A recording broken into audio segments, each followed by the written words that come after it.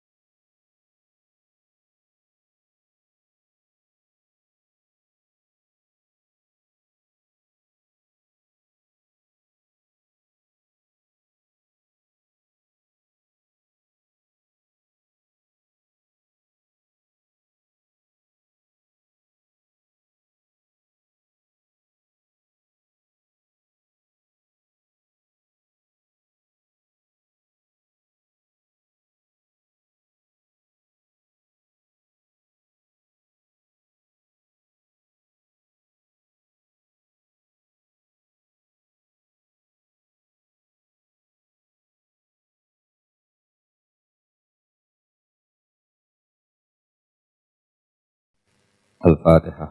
A'udzu billahi minasyaitonir rajim. Bismillahirrahmanirrahim. Alhamdulillahirabbil alamin arrahmanir rahim. Ya.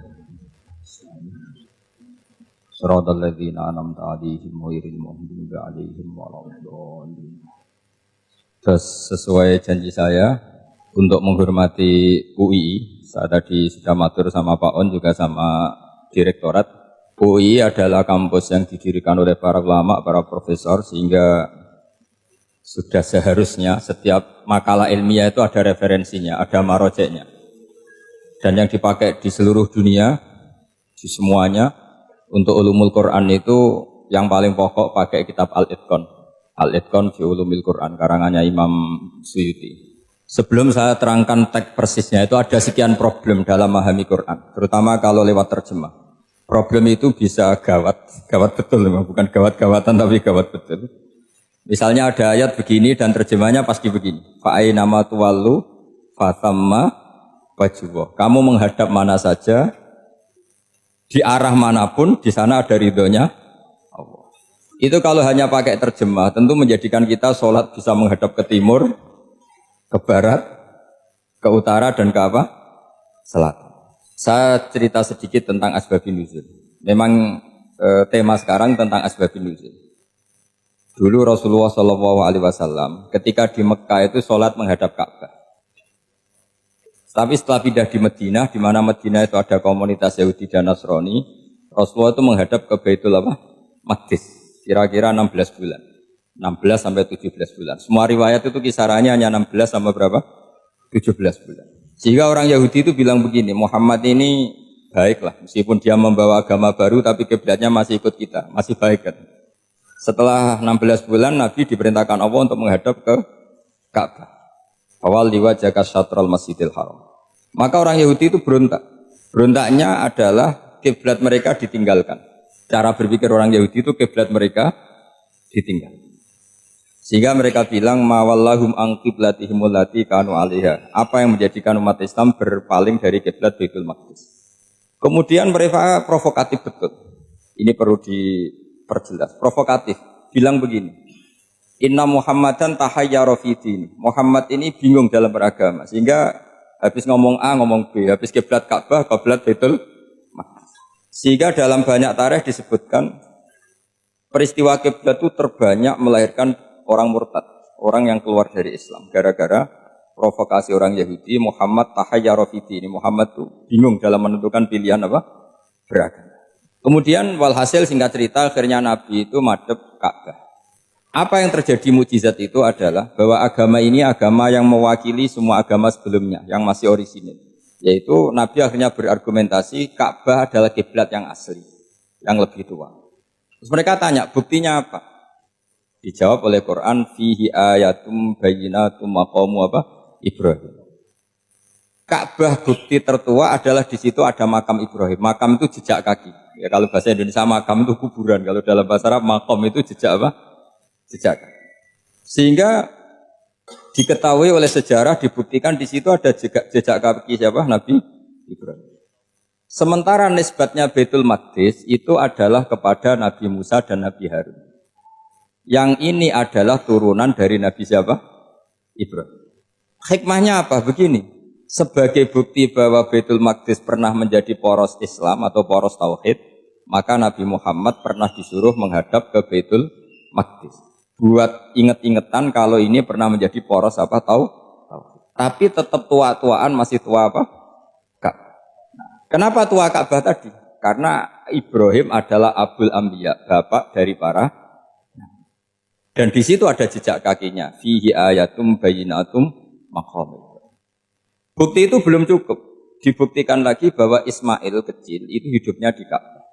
Kita tahu sa'i bainas Safa wal Marwah adalah karena Siti Hajar sedang mencari apa? Jadi ada bukti sekian, bukti empirik bahwa Ibrahim itu kiblatnya itu Ka'bah, bukan Baitul. Sehingga ada kata-kata fihi ayatum bayyinatum maqamu. Nah, tanpa ngerti asbabun nuzul, kamu akan mengartikan fa'ainama tuwallu fatamma wajhuh itu salah. Karena di situ kamu menghadap mana saja, maka di situ ada ridhonya Allah. Maka para ulama memberi catatan, maksudnya begini, kamu menghadap kemana saja, asal itu yang diperintahkan Allah, maka di situ ada ridhonya. Harus seperti itu maknanya, disesuaikan dengan konteks asbabin nuzul. Tanpa seperti itu tidak bisa. Dan masih banyak lagi kepentingan tentang asbabin nuzul. Jadi problem sekarang adalah banyak mufassir yang hanya mengartikan dari terjemah. Itu bahaya sekali. Jika ada orang yang menikah secara mut'ah, itu kan mirip kayak transaksi zina. Mereka berdalil famastamta'tum bihi minhunna fa'atuhunna ujurahun. Perempuan yang sudah kamu nikmati yang penting kamu bayar. Terjemahnya seperti itu. Karena ujur itu jamaknya ujroh. Itu fatal sekali. Padahal ayat itu begini, settingannya begini, setting siakul kalamnya atau asbabun nuzulnya begini. Ini sekaligus, memang saya sengaja ngaji dengan tema yang berat untuk penghormatan pada yang ngaji. Kalau temanya ringan kan kayak TPQ. Jadi ini supaya gue keren-kerenan, ini ada doktor Pak Oni pernah dekan Fakultas Hukum. Jadi kalau saya nanti salah tinggal ditangkap saja, gampang kan? Tapi nangkap saya berurusan dengan Tuhan. Jadi, kalau orang dekat Allah itu yang tanggung jawab ke Allah. Jadi dia bisa menang di kepolisian tapi kalah di hukum Tuhan. Jadi, kalau berhadapan-hadapan dengan saya. Begini asbabun nuzulnya begini. Wal muhsanatu minan nisa yang awal juz 5 itu, ya kita santai aja. Yang awal juz 5 itu sebetulnya maktuf, diatafkan pada ayat hurrimat alaikum ummahatukum wa banatukum wa akhwatukum wa ammatukum wa kholatukum wa banatul akhi wa banatul ukhti. Jadi perempuan yang haram dinikah itu ada 7. Yang faktor nasab, yaitu siapa? Ibu, putri, saudara putri, bulik dari bapak, amah itu bulik dari bapak, kholah itu bulik dari ibu, keponakan dari saudara lelaki, keponakan dari saudara perempuan. Ini disebut haram karena nasab gen. Kalau orang Jawa bilang hanya 4, karena ngitungnya bulik, baik dari bapak maupun ibu. Kalau orang Jawa bilang kan bulik, terus keponakan, dihitung 1. Padahal ada keponakan dari saudara lelaki, ada keponakan dari saudara apa? Perempuan, wabanatul akhi, wabanatul ukhti. Terus kedua, haram karena rodok. Kita tahu dalam hukum Islam rodok adalah sama dengan nasab. Jadi ibu yang pernah menyusui kamu berarti jadi ibu kamu. Dan saudara sepenyusuan berarti menjadi saudara kamu. Ini disebut wa ummahatukumul lati arda'nakum wa akhwatukum minar rodok. Terus ketiga, haram karena musoharoh, karena besanan. Jadi pagi ini misalnya saya nikah dengan Sri, bilang qabil tu nikaha wa taswijaha bil maril madkur. Setelah nikah dengan Sri ini otomatis ibunya dia menjadi mertua. Otomatis haram saya apa? Nikah. Ini namanya haram karena musuh. Atau kamu punya anak Zaid. Zaid pagi ini akad dengan Sri. Berarti Sri adalah menantu Anda. Otomatis haram bagi Anda. Itu namanya haram karena musuh haram. Karena bisanan. Itu yang disebut waroba apa haram-haram itu kan terus itu wa ummahatu nisaikum. Apa ibu dari istri-istri kamu. Memang ini agak jelimet, tapi memang syaratnya mufassir harus biasa jelimet. Jangan hanya nyari partai ayat-ayat untuk kepentingan partai. Wah itu ngeri. Kacau Quran dipakai kampanye. Terus itu berarti sudah 3 kan? Haram karena nasab, karena rodok, haram karena musuh. Terus yang keempat ini haram yang bukan karena sebab pada seorang perempuan, tapi karena istri orang. Itu disebut wal muhsanatu minan nisa. Haram menikahi perempuan yang masih milik orang lain. Orang lain yang menikahi ini, istilahnya Allah adalah lelaki yang menikahi perempuan ini adalah lelaki sing muhsinina ghairu musafihin, secara nikah yang sah. Nah, nikah yang sah itu begini dalam hukum fikih Islam. Saya nikah dengan Sri, kalau hanya akad itu saya wajib bayar mahar hanya separuh. Jadi kalau saya janji bayar 1 miliar, berarti wajib bayar berapa? 500 juta. Kalau janjinya 100 juta hanya bayar 50 juta. Itu yang wajib bil akdi. Nanti wajib sepenuhnya nunggu bil jima. Kalau sudah hubungan intim baru wajib 100%. Jadi kalau ada di Jawa nikah dengan seperangkat alat sholat itu yang atasannya tok itu wajib karena akad. Nanti bawahnya nunggu setelah hubungan apa? Intim. Nah, ini hukum Quran, bukan hukum saya. Makanya kan Wa in talaqtumuhunna min qabli an tamassuhunna, saat terus fanis fuma faradtum, hanya wajib bayar setengah. Nah, perempuan yang sudah diajak hubungan intim itu kata Allah fa'atuhunna ujurahun, maka wajib kamu bayar penuh. Jadi ayat itu tentang perempuan yang sudah dinikah, kita harus bayar berapa? Harus bayar penuh. Ini penting saya utarakan. Nah, problem kita sebagai orang Indonesia, ini juga problem Pak On, problem semua kiai. Mahar di Indonesia itu nggak bisa dibahas di Quran. Karena keterlaluan, kecilnya itu keterlaluan. Saya ini kan kiai, sering ngakatkan tuh sampai bosan, seperangkat alat sholat. Itu ngawur sekali, ini mbak-mbak harus nggak mau gitu. Saya provokasi minimal itu ya berapa? 100 juta berapa? Pantasnya berapa? Pantasnya berapa? 10 gram itu berapa nilainya? Kan 1 gram 500.000, baru 5. Ya sudah mendingan itu 10 gram. Quran itu bayangannya gini, sambil latihan, yang hafal-hafal biar latihan. Jangan dapat beasiswa karena hafal tapi nggak jelas juntrungannya. Quran itu bayangannya gini, ini nggak mungkin Quran ini bisa dibaca di Jawa. Wa in aradtum istibdala zaujim makana zauji wa ataitum ihdahunna qintaran fala ta'khudhu minhu syai'a. Jika kamu nikah sama seorang perempuan, kemudian kamu cerai, maka mahar yang sudah kamu berikan jangan ambil lagi. Karena mahar di Arab itu mahal, 100 juta, kadang mobil Alphard, kadang GMC. Sehingga setelah menceraikan tuh kebayang menarik. Kok enak, dulu saya memberikan itu kan karena dapat servisnya, sekarang sudah saya cerai, saya tarik. Kalau mahar di Indonesia kan seperangkat alat sholat. Jadi gak kebayang ada kalimat fala ta'khudhu minhu syai'a, jangan ambil lagi. Kebayang ngambil aja enggak? Apalagi kalau nikahnya sudah 2 tahun kan sudah lusuh, sudah. Tapi kalau di Arab itu kebayang karena mahal.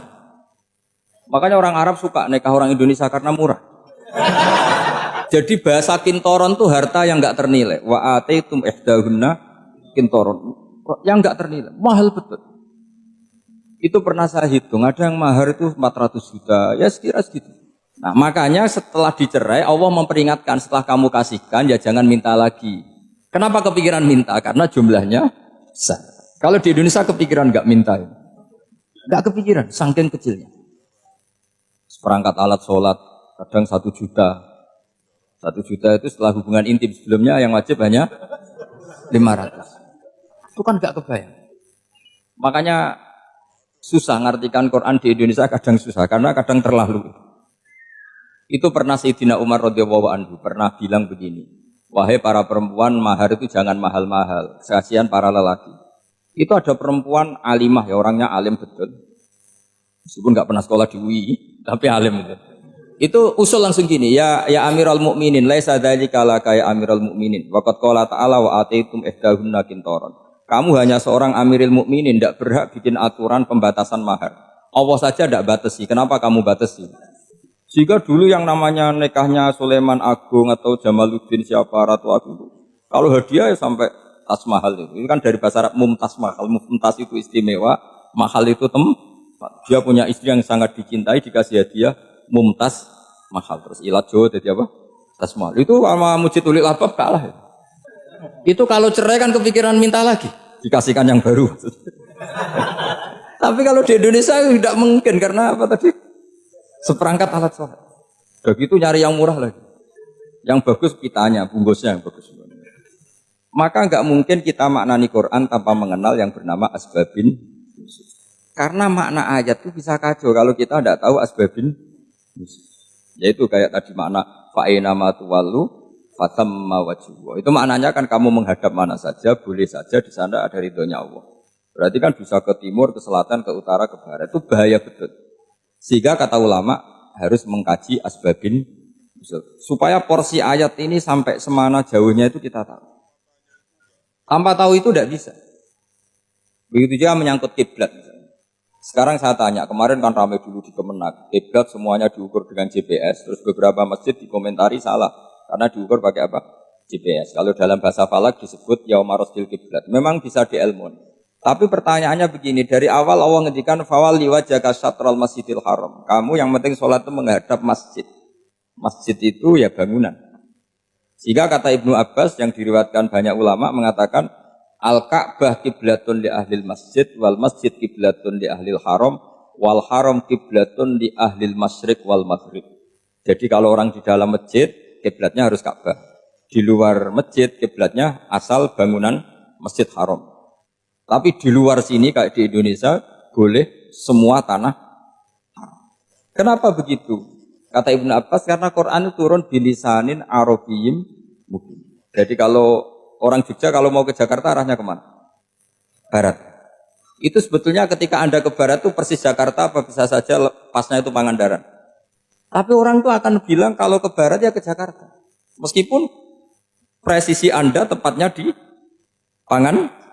Nah kiblat seperti itu, asal orang menghadap ke barat itu orang sudah bilang ke kiblat. Gak usah sedetail misalnya harus pas Ka'bah. Saya pernah debat sama tim ahli Kemenang.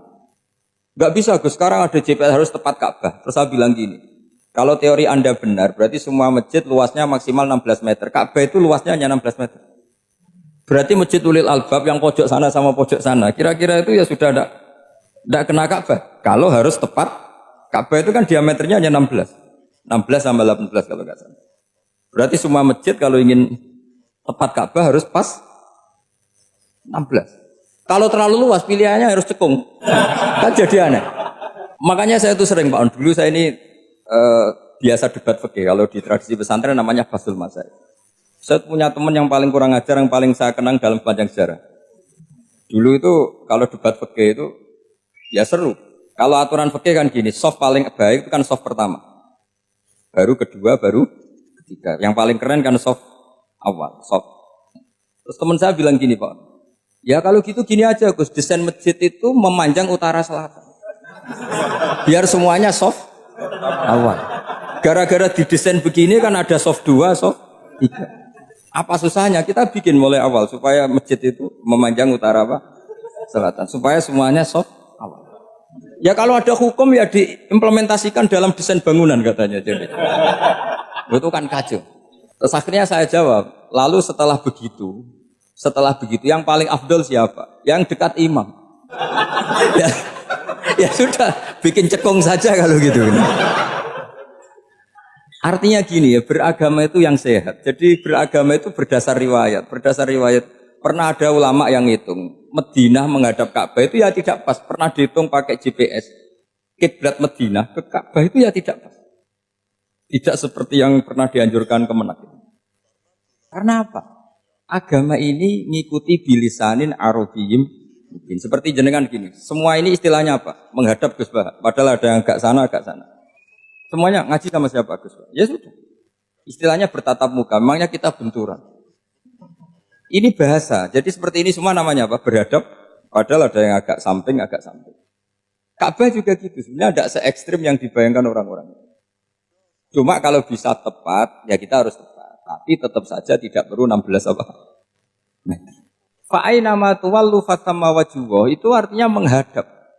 Menghadap itu menghadap arah. Makanya Allah tidak dawuh fawalli wajhaka nahwal Ka'bah, tapi fawalli wajhaka syatrul Masjidil Haram. Jadi ini penting saya utarakan supaya kita familiar dengan istilah-istilah Quran.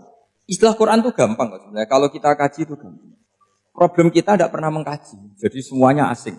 Kalau kita mengkaji itu gampang sekali. Saya punya sekian cerita betapa pentingnya mengkaji Quran. Harun Ar-Rasyid itu dinasti Bani Abbasiyah. Itu pinter sekali.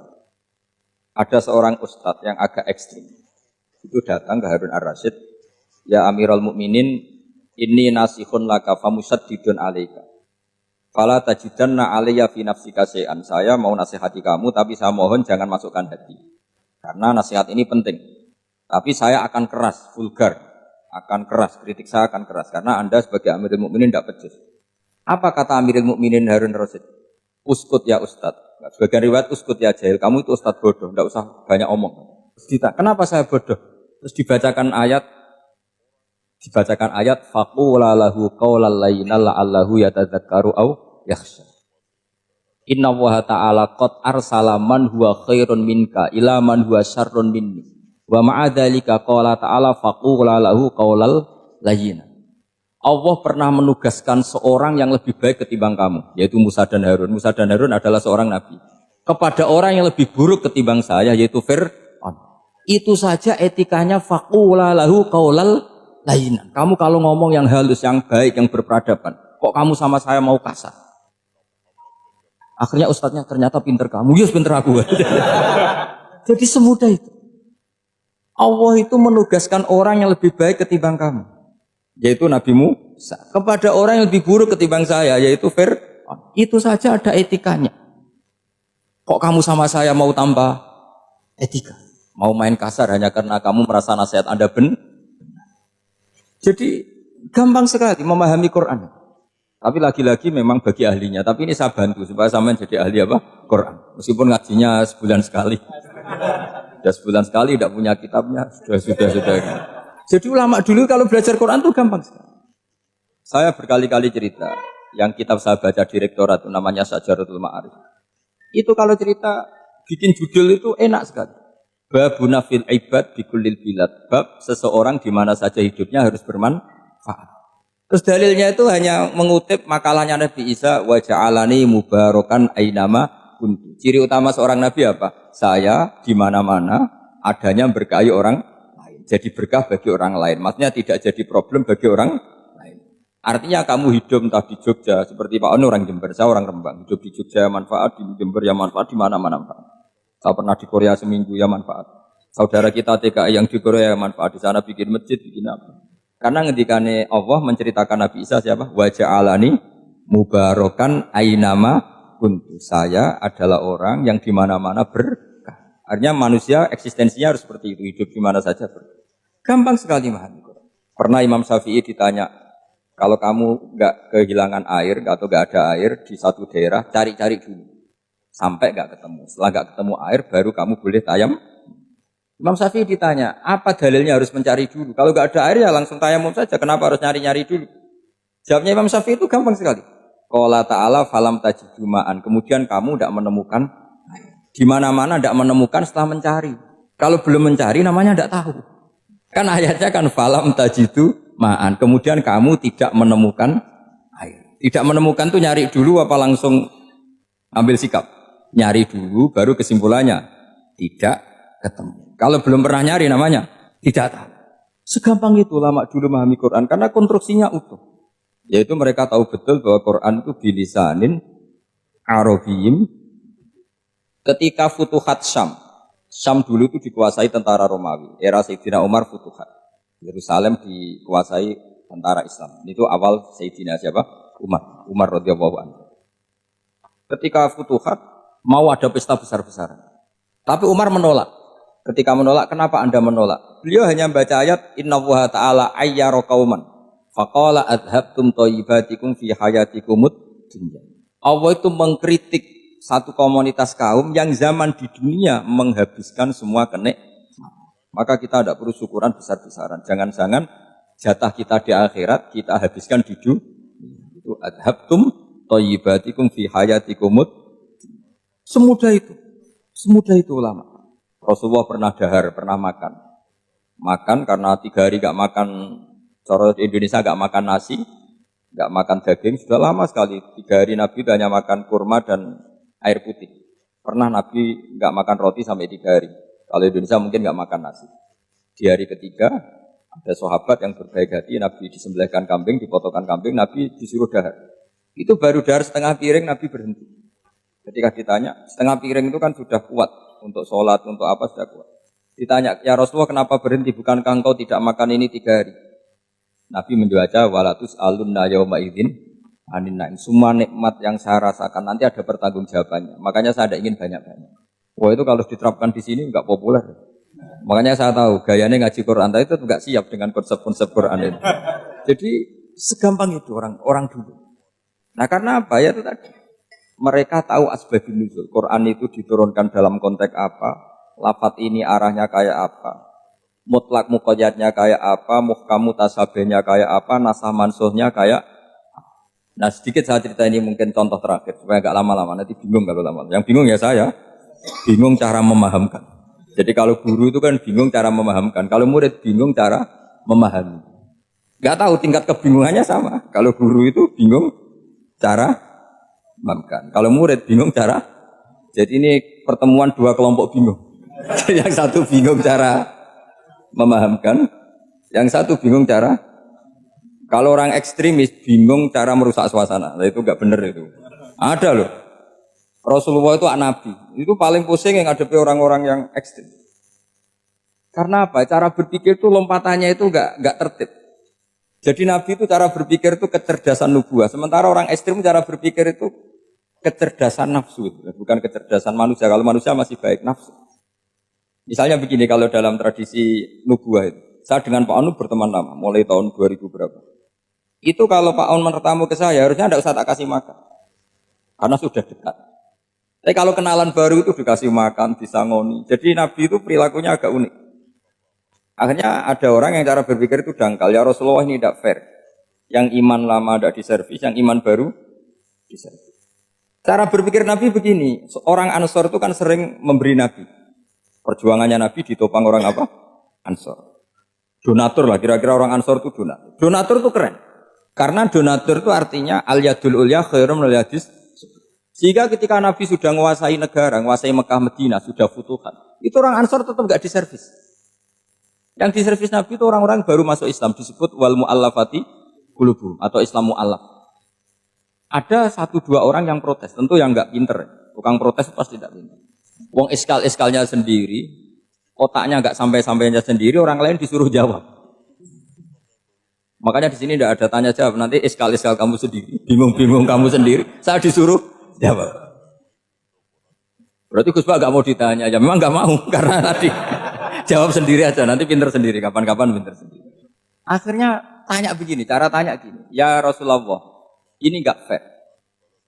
Orang sudah Islam lama setelah negara terbuka milik Anda, setelah kita menang, setelah kita menguasai negara, tidak kamu servis. Sementara yang baru Islam kamu, Nabi itu bertanya senyum-senyum, rileks saja. Lama-lama tambah ekstrim pertanyaannya.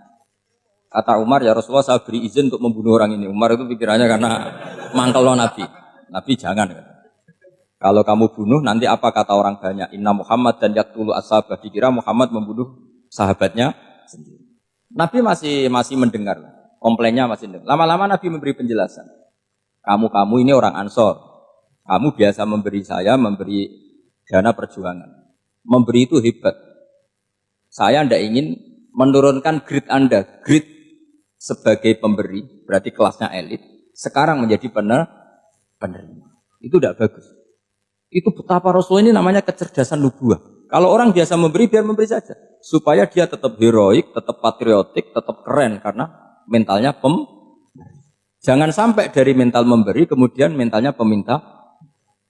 Jadi kalau Pak On jadi tim suksesnya Pak Jokowi itu ya tidak minta-minta.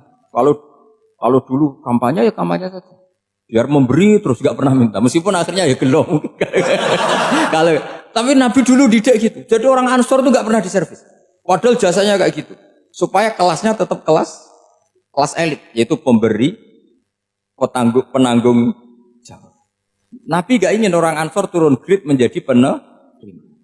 Orang-orang yang cerdas nubuah menerima konsep Nabi seperti itu. Tanya sama Pak On, saya dan ikut terjemahan UI itu puluhan tahun sama Pak. Itu beliau ke kontrakan saya ke rumah beliau. Tidak pernah berharap apa. Saya sangat tertutup. Bukan apa-apa ya, kalau ingin memberi saja. Kontribusi saya pada Al-Quran. Saya tidak kepikiran mendapat. Supaya heroik. Tapi orang-orang yang cerdas tadi, cerdas amatir tadi, ini gak fair. Wong yang memberi lama kok dapat servis sedikit. Nah, sekarang itu problem zaman akhir sudah mulai seperti itu. Orang ini namanya Dzul Khuwaisirah. Ini yang nanti punya anak turun Khawarij. Khawarij itu orang yang ibadahnya hebat, tapi cara berpikir tentang nubuah salah. Orang lagi Khawarij itu orang yang ibadahnya hebat, tapi cara berpikir nubuah salah. Nubuah itu unik. Nubuah itu cara berpikir tadi. Apa ya? Melihat sesuatu yang benar, biar benar terus. Gitu. Yaitu tadi, mental memberi itu ya biar memberi terus, tidak usah di-share. Maka ketika Abu Bakar jadi khalifatul Rasulillah, itu ada sistem kepegawaian. Itu gajinya Umar yang sudah Islam lama, gajinya Abu Bakar yang sudah Islam lama. Itu sama Abu Sufyan sama, padahal Islamnya Abu Sufyan baru setelah Fathu Mekah, kira-kira baru setahun. Terus diprotes sama orang-orang, ini Islam lama kok gajinya sama Islam yang baru setahun kok sama. Kata Abu Bakar, fadailuhum indallah, mereka punya kelebihan Islam lama itu indallah, nanti balasannya biar surga. Kalau di dunia sesuai profesinya. Artinya profesi kalau penjaga kantor ya berapa, kalau dosen berapa, pokoknya ya sudah. Dan itu diterima oleh sahabat, semuanya menerima konsep itu. Era Umar agak dibalik. Abu Sufyan kira-kira gajinya 1 juta, yang lainnya yang menangi Nabi mulai awal gajinya 10 juta. Ditanya, ya Umar, kenapa ini jadi rubah seperti kebijakan Abu Bakar, tidak seperti Abu Bakar? Jawabnya Umar lucu. Fa la usawwi baina man qatala Rasulullah wa baina man qatala ma'a Rasulillah. Demi Allah saya tidak akan pernah menyamakan orang yang dulu merangi Rasulullah yaitu Abu Sufyan dengan orang sing selawase dari Rasulullah yaitu Sayyidina Ali dan sebagainya. Ini penting. Artinya ketika gajinya orang saya seperti Ali radhiyallahu anhu itu tinggi itu bukan karena lamanya Islam, tapi karena lamanya iman. Jadi mulai dulu ijtihad itu ada dan dulu dia biasa saja. Karena tadi ada kecerdasan nubuah. Saya ulang lagi, ada kecerdasan apa? Sekarang itu kecerdasan toma atau kecerdasan nafsu. Itu kalau sampai ngaji kitab tasawuf, itu bab bakhil itu tidak ada. Menurut kitab tasawuf, medit itu tidak ada, kikir itu tidak ada. Yang ada itu toma. Toma itu berharap dikasih orang lain. Sampai pernah enggak bilang kalau artis-artis di Jakarta kikir? Tidak pernah kan? Karena kamu tidak pernah ingin diberi. Kalau kamu punya pacar karena kenal tidak pernah ditraktir, oh pacar saya kikir. Karena kamu ingin diberi. Pernah enggak kamu hukumi orang lain kikir? Yang enggak kenal. Padahal tidak pernah memberi kamu. Apa kak? Karena kamu tidak pernah ingin. Coba sekarang kamu saya tanya. Ini latihan cerdas. Definisi kikir itu apa coba? Enggak pernah memberi kamu kan? Artis-artis Jakarta, tokoh-tokoh nasional pernah nggak memberi kamu? Enggak kan? Tapi enggak pernah kamu vonis kikir. Karena kamu enggak pernah Tapi pacar kamu, kok amin ditraktir terus? Atau istri kamu, atau mertua kamu, kok enggak ngasih warisan? Kamu bilang kikir enggak? Sebabnya kikir betul apa karena kamu toma, berharap? Toma. Maka di kitab tasawuf itu enggak ada bab kikir, yang ada bab toma. Karena asal usul menvonis orang kikir itu karena tamak. Maka jangan banyak kenal orang, nanti banyak hukum kamu kan gitu. Sombong juga gitu, di tasawuf itu enggak ada bab sombong. Karena orang hukum orang lain sombong itu karena kamu ingin dihormati. Ada orang enggak kenal, terus lewat saja enggak tanya kamu bilang sombong enggak? Enggak kan? Tapi kalau kenal, oh sombong betul, kenal enggak tanya kan gitu. Jadi tasawuf itu sisi unik dari khazanah Islam. Makanya di tasawuf itu enggak ada kritik terhadap kikir. Ya tentu kikir itu buruk, pasti ya kikir itu buruk. Tapi enggak perlu dikritik. Jangan-jangan yang salah kamu. Kenal Pak On di PPAI terus ingin jadi sekretarisnya, terus ingin kenal Pak Jokowi ingin jadi menterinya, nanti kenal rektor ingin jadi pegawainya. Ketika gak diturutin bilang Pak Rektor kikir. Tapi orang lain ya kak pernah berharap, mungkin gak menvonis Pak Rektor atau Pak On ini kikir, enggak kan? Berarti vonis kikir itu status orang itu apa gak kesampaian niat kamu? Memang agak jelimet ilmu tasawuf itu, tapi itu unik, itu bagian dari khazanah apa? Islam. Makanya Rasulullah itu sering isti'adah minta perlindungan wa min toma'in fi ghairi matma'in. Ya Allah, saya tidak ingin berkeinginan yang tidak layak. Karena semua dunia ini dimulai dari keinginan. Coba kamu protes negara itu karena apa? Ingin makmur, sejahtera tanpa kerja sehingga nyalakan menteri keuangan, menteri ini itu. Makanya kalau guyonannya ulama tasawuf gini, tak beri bocoran, guyonannya orang tasawuf. Begini guyonannya. Anta lam tajid min nafsika kullama turid. Fakai faturi tu min ghairi kakul lama turid. Kamu yang punya keinginan saja tidak bisa memenuhi apa yang kamu inginkan. Kenapa keinginan itu kamu timpakan ke orang lain untuk memenuhi kamu? Wong kamu yang punya keinginan saja tidak bisa mewujudkan. Kenapa keinginan Anda kamu timpakan, bebankan orang lain untuk memenuhi keinginan Anda? Misalnya kamu, Gus saya ini goblok, tolong pinterkan. Wong kamu yang ini saja tidak bisa, kok menyuruh saya? Jadi kalau tiap tasawuf itu unik. Seperti kamu mencintai istri tulen, itu ingin kan dicintai istri tulen. Kamu sendiri kan nggak bisa cinta tulen, masih pelengahan sana sini. Kamu pacaran, ingin pacar kamu setia. Ternyata kamu bikin sekian alternatif. Kalau putus ini punya ini, putus ini. Tapi kamu ingin ini setia, kan nggak fair. Makanya guyonanya orang tasawuf itu anta lam tajid min nafsika kullama turid fa kaifa turidu min ghairika kullama turid. Gampang tuh apalane, pokoknya ratrit gitu aja gampang. Jadi kamu yang punya keinginan saja tidak bisa memenuhi. Kok orang lain disuruh memenuhi. Sehingga orang tasawuf itu malu betul. Misalnya saya kok ingin Pak On takdim sama saya itu kurang pegawaian. Kalau saya ingin ditakdimi saya menakdimi diri saya sendiri. Makanya berbahagialah orang yang ngilu terus saya ganteng sendiri ya Allah. Saya kaya sendiri. Menunggu orang lain bilang kamu kaya itu repot. Menunggu orang lain bilang kamu hebat itu sudah bilang aja ya Allah saya hebat, ya Allah saya ganteng, ya Allah saya cantik. Daripada menunggu orang lain bilang apa? Cantik. Jadi ilmu tasawuf itu unik. Jadi kalau fikih itu yang dikritik itu kikir. Kalau tasawuf enggak toma. Karena orang yang kamu vonis kikir itu jangan-jangan tidak kikir tapi mementingkan yang lebih penting.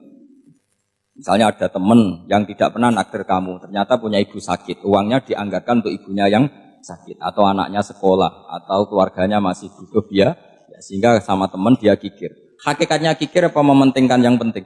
Tapi kamu karena nggak pernah ditraktir menvonis kikir.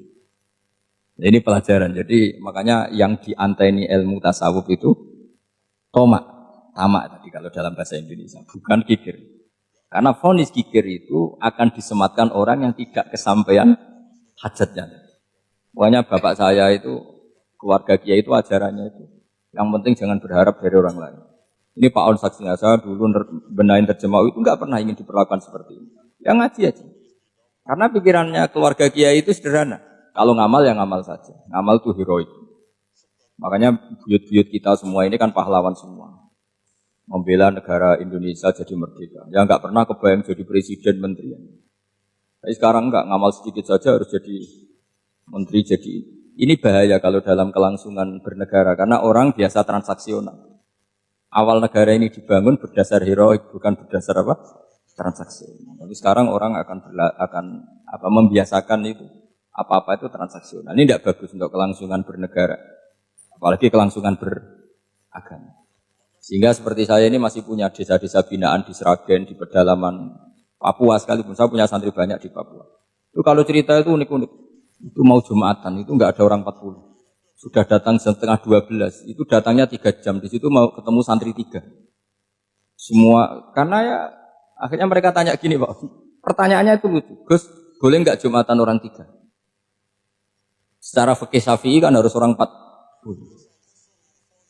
Kemudian mereka tak bilang buat sholat duhur saja. Mereka nggak mau. Wong Jumat kok duhur. Harinya kan Jumat. Masa sholatnya? Sehingga kita yang jadi kiai akhirnya nyari fikul madzhabil arba. Nyari fikih madzhab 4. Ternyata Imam Malik membolehkan orang 6. Ada yang bilang 12. Yang penting keceluk jamun itu kelompok. Kalau 3 kan belum keceluk apa? Belum disebut apa? Kelompok. Ini penting saya utarakan supaya kita berjuang itu bukan karena service seperti ini kayak di Ulil Albab, masjidnya keren, kampus swasta tertua, terus termasuk nomor 1-2 di Indonesia. Oke, kita syukur dengan kebesaran UI. Tapi yang namanya dakwah itu menjadikan orang tidak tahu menjadi tahu, termasuk kepada desa-desa tertinggi. Sama, yang namanya menteri itu pembantu presiden untuk memenuhi kebutuhan rakyat banyak. Sekarang misalnya menteri pertaniannya itu hebat, cerdas. Tapi petani nggak mau nandur padi, mau apa? Coba yang membantu ketahanan pangan itu para petani mau nanam padi apa karena menteri pertanian? Karena petani mau nanam padi. Ya sudah GR saja, kita pembantu presiden semua. Karena ikut menyumbangkan ketahanan pangan. Tapi kamu kan nggak digaji, kita keren, ngamal tambah harap gaji. Ini penting. Supaya Anda itu nggak hati kecil gitu. Ikut menyumbang negara tanpa ingin dapat gaji. Keren enggak? Dan itu nubuah. Apa? Nubuah. Orang Ansor itu seperti itu. Sehingga ketika Rasulullah wafat dan ada kompetisi kepemimpinan, itu orang Ansor enggak ikut. Sudah kita makmum saja, silahkan dibagi di saking baiknya orang Ansor. Makanya saya ulang lagi ya. Kecerdasan nubuah ini yang enggak difahami orang Khawarij. Orang Khawarij cara berpikir yang kerja banyak harus dapat banyak. Sementara kecerdasan nubuah enggak. Yang biasa memberi, terus memberi saja, biar derajatnya tetap al-yadul ulya. Bismillahirrahmanirrahim. Ini saya baca supaya dapat berkahnya ulama-ulama dulu. Karena ini dikarang oleh ulama yang dipakai rujukan seluruh dunia. Begini, qala Ibnu Taimiyah, ma'rifatu sababin nuzuli yu'inu ala fahmil ayat. Jadi mengenali asbabun nuzul itu membantu memahami secara benar ayat itu. Karena tadi kalau ayat itu dipotong itu maknanya bisa kacau kayak tadi famastamta'tum bihi minhunna fa'atuhunna ujurahun. Kalau diterjemah itu kan mendukung kawin mut'ah. Kalau terjemahnya saja perempuan siapa saja yang pernah kamu nikmati, yang penting kamu bayar. Itu kan aliran sesat dan menyesatkan. Itu konteks asbabun nuzul tidak seperti itu. Perempuan yang sudah menjadi istri kamu, saya ulang lagi, perempuan yang sudah menjadi istri kamu, jika sudah kamu hubungan intim, maka maharnya harus dibayar penuh. Tapi kalau belum hubungan intim, maharnya hanya wajib separuh. Fanisfu ma faradtum illa ayafuna au ya'fu alladzi biyadihi uqdatun nikah. Tapi tadi kalau di Indonesia gimana Gus? Nah, itu yang repotnya. Maharnya itu tadi mukena atasan dan apa? Bawahan. Wah kacau kalau di Indonesia itu. Sehingga kita bingung kalau dalam logika Arab kan gitu. Bayangannya kalau cerai, kata Allah, fala ta'khudhu minhu syai'at. Harta yang sudah kamu berikan ke istri jangan diambil lagi. Sampai dilarang ngambil tuh karena jumlahnya banyak sehingga kepikiran ngambil. Kalau di Jawa nggak usah dilarang sudah tidak akan ngambil karena rukuhnya sudah lusuh. Itu susahnya baca Quran di Jawa ya. Karena dari awal maharnya terlalu apa? Kecil. Terus beliau Imam Suyuti termasuk di sini menyontohkan yang pasti salah kalau difahami yaitu tadi ayat apa itu fa'inama tuwallu fatamma wajhu. Jadi beliau terus meringatkan betapa pentingnya mengenali asbabin nuzul. Karena asbabin nuzul itu gampang. Saya ulang lagi, asbabin nuzul itu gampang. Gampangnya begini ya, kan ada satu peristiwa. Misalnya begini, Rasulullah itu kan mengkritik penuhanan Lata dan Uzza. Berhala-berhala itu dituhankan, dikritik sama Rasulullah. Kemudian mereka begini, karena mereka biasa personifikasi Tuhan. Muhammad, kalau Tuhan itu tidak Lata Uzza dan itu terbuat dari batu, lalu Tuhan Anda itu dari apa? Amin fiddotin audhabin, lalu Tuhan Anda ini dari emas apa dari perak? Karena mereka nggak bisa membayangkan Tuhan tanpa dipersonifikasi. Terus Allah menurunkan qul huwallahu ahad, Allahus somad, lam yalid wa lam yulad wa lam yakul lahu kufuwan ahad. Karena otaknya mereka sudah begitu, yang namanya Tuhan itu harus dipersonifikasi. Makanya saya kemarin di Korea seminggu, cerita yang paling unik gini Pak On, ada bos Islam, ada bosnya TKI yang baik. Mereka mengizinkan pekerjanya sholat. Bareng sholat tuh diinget ke atas ke bawah, kok gak ada arcanya. Sehingga setelah sholat dibilang, apa saya belikan berhala sekalipun? Karena gak kebayang ada orang sholat kok tanpa berhala, tanpa Tuhan. Yang kamu sembah itu mana? Kok gak ada? Apa tak belikan? Jadi unik. Nah teman saya yang satu unik lagi, dia termasuk pegawai Garuda, yang derekno saya ke Korea itu orang pegawai Garuda. Dia karena orang kaya biasa ke Eropa kemana-mana itu. Singkat cerita dia sholat di mall, karena nganggep Korea itu sudah negara maju kayak Eropa.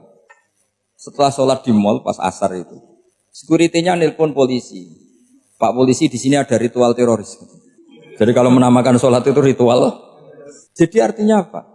Ritual-ritual yang kita lakukan itu macam-macam cara pandang. Orang ateis itu kan Cina kan, Korea itu kan ya Cina lah, Korea, Jepang, RRC itu kan sipit ini. Itu ya yang namanya ibadah sembahyang harus ada patungnya atau ada arcanya atau ada benda-benda itu. Orang Islam kan nggak ada sama. Makanya mereka itu kok bisa? Problemnya kita, saya ulang lagi, ini problemnya. Problemnya kalau ada itu ya repot. Begini misalnya, ini masih tentang asbabun nuzul. Ini contoh terakhir tentang masih asbabun nuzul. Umar radhiyallahu anhu, sahabat Umar itu kalau mencium Hajar Aswad itu sambil gedumel. Tidak berdoa tapi gedumel. Masyhur itu ada di Bukhari. Alim tu annaka hajarun la tadurru wa la tanfa walau la anni ra'aitu Rasulullah qabbalaka ma qabbaltuka. Saya tahu loh. Nyium Hajar Aswad dicium tapi sambil gedumel. Saya tahu loh kamu hanya batu, enggak mandoroti, enggak manfaati. Kamu jangan GR, saya cium itu jangan GR. Kalau saja saya tidak melihat Rasulullah mencium kamu, maka saya ada sudi nyium kamu. Dah gitu aja. Terus itu tiap nyium Hajar Aswad itu tidak doa. Kalau kamu kan enggak minta kaya, minta macam-macam. Kalau Umar malah gedumel. Nah, kenapa demikian? Itu ada asbabun nuzulnya. Umar itu saksi sejarah. Ketika Rasulullah Fathi Mekah, Nabi kan tawaf terus mencium Hajar. Itu di belakang masih banyak orang kafir. Kebetulan Umar masih di sana. Sudah Islam Umar, tapi dia di belakang. Dengar orang-orang kafir, Muhammad itu tua aneh. Katanya melarang nyembah batu. Ternyata dia nyembah batu. Jadi Nabi nyium Hajar Aswad itu dikira nyembah batu. Katanya ngelarang nyembah batu, tapi dia kok nyembah batu. Karena Nabi mencium Hajar Aswad. Nah karena untuk menghilangkan stigmasi itu, Umar tiap nyium Hajar Aswad ngomong gitu. Andai kan ada sound system, mungkin jadi sound system. Supaya jelas bahwa penciuman ini bukan karena menyembah. Artinya mudah sekali kenapa Umar ngomong gitu. Karena asbabun nuzulnya seperti itu. Coba kalau kamu tidak tahu asbabun nuzul, Umar maksudnya gimana tuh? Gak doa, gak apa, kok malah ngomong gitu kan ya. Tapi kalau kamu tahu asbabun nuzul Umar itu yang mendengar komentar orang sama ketika kita tawaf itu kan 3 pertama kan kita lari-lari kecil. Itu ceritanya juga gitu. Rasulullah itu hidup di Medina, terus diterkenalkan miskin. Medina itu kota wabak, kota penyakit, endemik. Dulu Medina, Yasrib itu kota endemik. Jika kata orang kafir-kafir Mekah, yaji ulihadal bait kaumun qad wahanat hum huma Yasrib. Nanti akan datang satu komunitas kaum yang sudah lemas karena kena penyakit TBC dari Yasrib. Nabi dengar itu makanya terus bilang ke para sahabat, tunjukkan kalau kamu kuat dengan cara lari 3 kali. Terus pakai pakaian yang kelihatan maco, yaitu yang dipakai lelaki-lelaki. Bahunya dikelihatan. Nah, setelah Rasulullah wafat, Umar menggantikan beliau setelah Abu Bakar. Umar bilang gini, sebetulnya tawaf seperti ini, yaitu lari pertama 3 putaran pertama lari dan memperlihatkan pundak seakan-akan orang maco itu sudah enggak perlu. Karena alasan itu sudah tidak ada.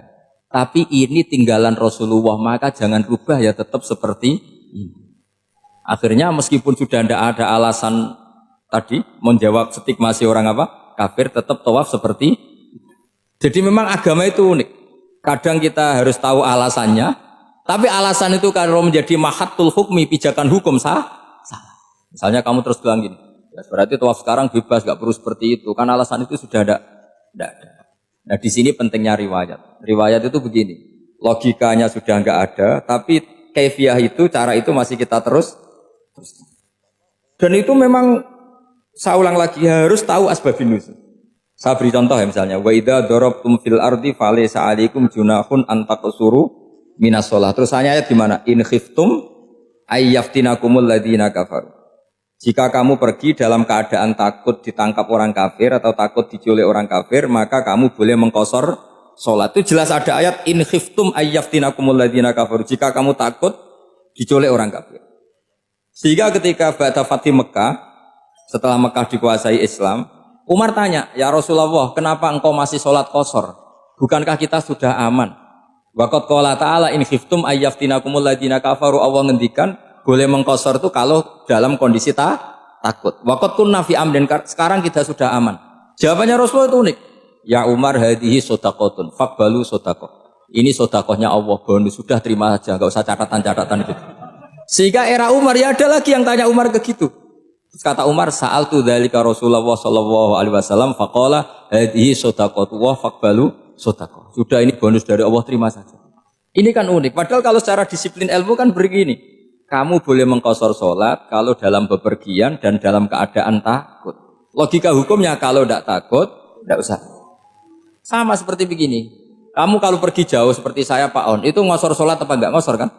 Alasannya kalau qashar itu, kalau pergi itu masyakot, repot. Sekarang pergi kita pakai Alphard misalnya, pakai Innova. Bawa uang, disupirin, itu masyakot enggak? Enggak kan? Tetap boleh jamaah enggak? Boleh. Sebenarnya kamu jamak itu karena pengetahuan hukum apa karena enak jamak? Kalau alasannya masyakot kan sekarang sudah ada, nggak repot. Ya sudah pakai hadis tadi, ini hadiah, terima saja. Jadi makanya agama itu riwayat. Tapi ada saja ulama yang agak balik loh. Agak balik gini, banyak juga ulama misalnya duwe gawe, ibunya sakit terus ribet jamak sholat. Kenapa? Ribet ngurumat ibu. Makanya ada saja kiai yang duwe gawe mantu itu terus jamak sholat, tapi jangan ikuti. Tapi ada saja karena alasannya jamak itu karena apa? Repot. Ya ada saja, tapi ya jangan ditiru. Cuma saya ini cerita yang analisis hukum itu memang agak-agak unik. Jadi tadi kadang Nabi itu ditanya, ya Rasulullah, kita dulu boleh jamak qashar ini kan karena in khiftum ayyaftinakumul ladzina kafaru, takut diancam orang kafir. Sekarang aman, kenapa tetap jamak? Jawabannya Nabi, ini hadiah, terima saja. Ya ada sahabat yang bantah, kenapa Nabi? Allah itu zat yang baik, kalau sudah ngaji bonus nggak pernah ditarik lagi. Makanya Nabi kalau berdoa itu unik, ya siapa yang disiksa di dunia karena dosanya, fawahu akramu min ayyus sanniya uqubatahu fil akhirah. Kalau ada orang salah, kok di dunia sudah dikasih sanksi, Allah itu lebih mulia untuk mengulang nanti di akhirat. Akram itu Allah terlalu mulia, maksudnya orang kepikiran, wis males ya selesai, tidak akan Kalau sampean kan enggak, masih ingin lagi, ingin lagi. Jadi itu cara berpikir apa? Nubuah. Jadi berpikir nubuah itu beda. Ada orang pas sujud diinjek sama orang fasik. Diinjek, kemudian si yang sujud tadi, wallahu la yaghfiru wallahu laka, demi Allah tidak akan ngampuni kamu. Itu langsung Allah memberi wahyu sama Nabi di zaman itu. Bilangin yang sejak sujud itu, dia harus minta maaf sama saya, kata Allah. Man dzalladzi yata'alla ala fulan, dia bersumpah bahwa Allah tidak akan memaafkan orang itu. Itu harus diralat. Nabinya iskal, kenapa ya Allah? Yang Tuhan itu saya ini punya sifat dua, bisa menyiksa dan bisa memaafkan. Kenapa dia milih sifat saya satu tidak memaafkan? Akhirnya apa? Orang yang nginjek tadi sama Allah dikasih tobat dan jadi orang soleh. Jadi itu makanya kamu nggak boleh jadi orang ekstrim nyifati Allahnya satu. Nggak boleh, Allah tetap bisa yaghfiru liman yasha wa yu'adzibu man yasha. Sifatnya Allah dua ya tetap dua, nggak boleh kamu pilih satu. Misalnya kamu kan biasanya gini, yang ghafur untuk kamu, yang sadidul uqab untuk orang lain. Mesti kelakuannya sama kan begitu. Nggak boleh seperti itu. Rasulullah kayak apa bencinya sama Wahsy? Karena Wahsy itu qatilu Hamzah. Yang membunuh Sayyid Hamzah siapa? Itu bencinya bukan main Rasulullah. Sampai maksud-maksud Wahsy. Tapi sama Allah malah diturunkan ayat laisa laka minal amri syai'un aw yatuba alaihim aw yu'adzib. Muhammad, meskipun kamu kekasih saya itu tidak wilayah kamu, memaafkan atau enggak, terserah saya, kata Allah. Ternyata betul, malah Wahsy dikasih tobat. Nah sekarang enggak, orang itu nyifati Allah sama orang lain sadidul iqab, kalau sama dirinya enggak boleh seperti itu. Allah ya sifatnya tetap dua. Jadi boleh kamu misalnya berdoa, ya Allah mbak yang cantik itu semoga dapat jadi istri saya. Mbaknya juga boleh berdoa, ya Allah naudzubillah min dzalik. Jadi ini adu kekuatan, nanti terserah nanti Allah pihak yang mana. Kayaknya pihak yang perempuan. Karena kasihan kan kalau cantik dapat orang apa? Jelek. Saya tuh andaikan boleh fatwa fikih, yang saya haramkan tuh orang jelek dapat orang jelek. Karena kasihan anak-anaknya, tahu-tahu jelek banget. Jadi itu kan kasihan itu. Jadi dalam Islam itu seperti itu. Jadi apapun benci kita sama musuh kita, Allah bisa saja memperlakukan musuh kita secara baik. Karena Allah itu yaghfir. Tetap kita harus sifati Allah yaghfiru liman yasha wa yu'adzibu. Jangan karena kita benci seseorang seakan-akan Allah sama dia pasti yu'adzib. Pasti menyik. Itu yang dicontohkan Allah kepada Rasulnya, yaitu beliau tidak cocok sama Wahsy, malah Wahsy dikasih petunjuk. Makanya terus ada ayat apa? Laisa laka minal amri syai'un aw yatuba alaihim aw yu'adzibah. Muhammad, tidak wilayah kamu, saya menentukan mengadab atau Makanya rata-rata kiai ulama itu halim. Orang halim itu rileks, layinal janib, tidak gampang menvonis orang lain. Biar Allah tetap dengan sifatnya yaf'alu ma yasha, bahwa Allah bisa melakukan apa saja. Soal kamu benci sama seorang, benci saja atas nama kamu, jangan nyatut-nyatut Allah. Misalnya kamu cinta seseorang, wah ini yang calon presiden ini harus jadi presiden. Ternyata Allah menghendaki jadi menteri, mau apa coba? Ya Allah ya falu ma yasha, mau apa coba?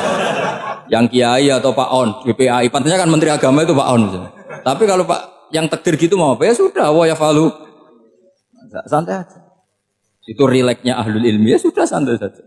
Ini negaranya Allah, ini kerajaan Allah, ini buminya Allah, ya Allah biarin ya fahlu. Mas, jadi Tuhan Allah, kamu yang repot. Kira-kira jadi Tuhan itu Allah, kamu yang repot. Ya Allah biar tetap ya fahlu mayasa. Allah boleh yaghfir liman yasha wa yu'adzibu mayasa. Saya kira demikian. Assalamualaikum warahmatullahi wabarakatuh. Oke teman-teman, jadi itulah reaction ngaji kita bersama dengan Kiai Haji Bahauddin Nur Salim atau Gus Baha, yang mana Gus Baha kali ini ngaji selanjutnya daripada yang kemarin, yaitu tetap di Masjid UII atau Masjid Ulil Albab Universitas Islam Indonesia di Yogyakarta, dan di situ dibarengi dengan teman-teman para penggerak aktivis keilmuan Islam yang ada di UII. Dan beberapa hal yang disampaikan oleh Gus Baha tentang kitab Itqon fi ulumil Quran, yang ini berkaitan dengan asbabun nuzul dari sebuah ayat-ayat Al-Quran, di mana ketika kita mempelajari Al-Quran itu tidak boleh hanya terjemahannya saja. Ya, dalam artian ketika kita mempelajari Al-Quran dan menggunakannya sebagai hukum fikih, kok hanya dengan terjemahan saja, maka sangat mungkin untuk menjadi suatu kesalahan, sangat mungkin terjadi suatu yang fatal ya, karena terjemahannya itu bisa jadi kalau ditafsirkannya itu dengan secara hukum fikihnya nanti hanya dengan menggunakan dasar tafsiran, bukan tafsiran, hanya terjemahan, maka itu akan kurang pas, kurang tepat, karena ada yang namanya asbabun nuzul atau sebab musabab diturunkan sebuah ayat Al-Quran. Termasuk beberapa hal tadi sudah disampaikan oleh Gus Baha berkaitan dengan hukum-hukum fikih yang nantinya menjadi pedoman untuk Islam tentunya, karena fikih adalah dasar kita beramaliyah Islam, tapi harus sesuai dengan asbabun nuzulnya atau sesuai dengan sebab musabab turunnya Al-Quran. Ya, sebab hukum fikih itu, hukum fikih kan biasanya selain dari Al-Quran dan hadis juga ada ijma dan qiyas, tentu saja hal ada seperti itu. Tapi sumber utamanya adalah Al-Quran. Nah, jangan sampai kita membuat suatu ijtihad fikih yang mana ijtihad fikih itu hanya bersumber dari Al-Quran tapi hanya terjemahannya saja. Ya, nantinya akan menjadi suatu hal yang membingungkan, bahkan mungkin ya akan menyesatkan ketika memang hanya terjemahannya saja yang kita gunakan. Maka dari itu pentingnya ilmu tafsir, pentingnya ilmu ulumul Quran, pentingnya ilmu tentang asbabun nuzul itu akan memperlihatkan maksud dari suatu ayat itu, terjemahan ataupun maksud dari tafsir ayat itu adalah seperti apa, yang nantinya digunakan untuk hukum fikih itu akan tepat guna dan tepat